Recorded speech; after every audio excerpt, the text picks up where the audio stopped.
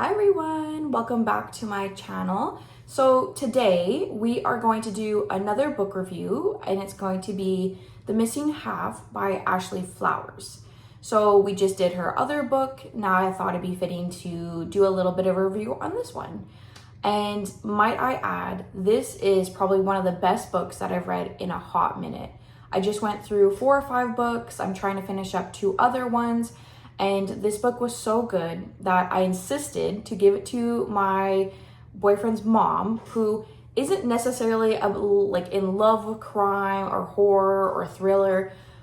But I thought that this one was genuinely so good because of the twists and turns, the whodunit, the mystery, that I was like, you have to read this book. So I don't actually have the book with me because she has my book. And I learned that the hard way after I spent like 5 minutes looking around for it. I'm like, okay, where the heck would I have put this book? But lo and behold, I don't have it on me. But trust me, I read it. It's amazing. A solid 10 out of 10 for me. But I'll give you a little bit of an overview about the book in general. So it's about 2 girls that went missing in Indiana within 2 weeks of each other, around the same time, same circumstances, and they were never found. Their bodies were never found. No one was found guilty. They have no information on what happened to these 2 girls. So you fast forward 7 to 10 years later, and now their sisters unite to find out who took their sisters. Are they alive? Are they dead? Obviously, after 7 to 10 years, they weren't necessarily trying to find where their sisters were, but to at least bring their bodies home and to figure out who killed them. So Casey vanished 7 years ago. Her car was found about 150 miles away from her house with no sign of her. So the car was left, door open, purse next door. Nothing was taken, the car wasn't rummaged through, and nothing looked out of place necessarily, other than the fact that Casey was nowhere to be found. So then you fast forward, or actually you go back in time 2 weeks earlier to Jules, who also vanished. Similar situation, nothing was left behind. There's no evidence, there's nothing. These girls have just been erased off of planet Earth. So you fast forward, like I said, 7-10 years later down the road, the sisters unite and now they're trying to figure out the whodunit. I'm gonna leave it there because I'm afraid that I might give away too many details about the book if I keep going. But I can't tell you how many twists and turns came out of this book. Like genuinely, I don't think anyone, or not many people, would be able to guess the ending. The ending was so unbelievably good that once again, it was like 11 p.m., Billy's sleeping, and all I can hear is, oh my God, that's crazy. So the ending, I liked it. It was black and white, unlike her other book, which kind of left it on like a cliffhanger. She wasn't gonna write another book. This book, perfect. It ended, you know exactly what happens, who's who. Genuinely, after the end, you're kind of like sitting there trying to put the puzzle piece back together because you have to rethink every single thing you just read. And it's mind-blowing. It is so incredibly good. So, if you are into dark psychological thrillers that feel so unbelievably realistic, right? Like you get so in tune to this character's emotions. Oh, it was just such a realistic book because you're trying, if you were to put yourself in their shoes, my goodness, would I do anything to figure out who would have done that to one of my siblings, right?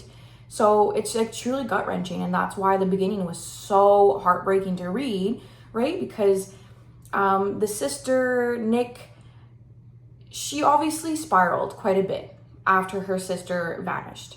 So she turned to alcohol. Her family, as you know, when there's a murder or a missing child in the family, the dynamic between the mother and father, usually not great. A lot of it, they kind of turn against each other, like, you should have done this, you should have done this, right? So she doesn't necessarily have a good mother figure. She doesn't necessarily have the best father figure. She doesn't have any other siblings, so she turns to alcohol. She's still working the same job that she did when her sister was around. So I want to say it's like a little bit of a kids arcade restaurant. Think of like a Chuck E. Cheese, right? So working at a Chuck E. Cheese for 10 plus years.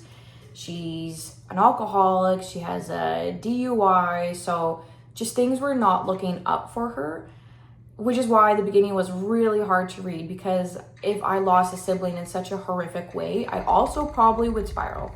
Without a doubt, I would spiral. I either spend my whole life trying to figure out what happened to them, who did it, advocate for like maybe that situation. So the book was just so well written. It was so realistic in a sense that like it really tugged on your heartstrings.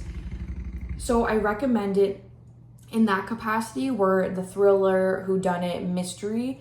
But then I also recommend it for anyone that listens to Crime Junkie or Morbid, because it genuinely felt so realistic that by the end of the book, I almost wanted to look up these characters, right? Like, you read about it, you know so much about their character, their situation, that it genuinely feels real. And I'm happy that it's not.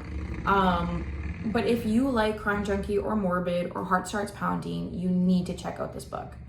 Once again, if you're into the dark psychological thrillers, you need to read this book. It is so incredibly good. Like I said, it's a 10 out of 10. I would recommend it. Like I said earlier, I kind of forced my boyfriend's mom to read it because she's not into these types of books. She's more into like the manifestation, self-help, finding ways to improve yourself. And then there's me, who's constantly reading or listening about crime, horror, thriller, mystery, whodunit.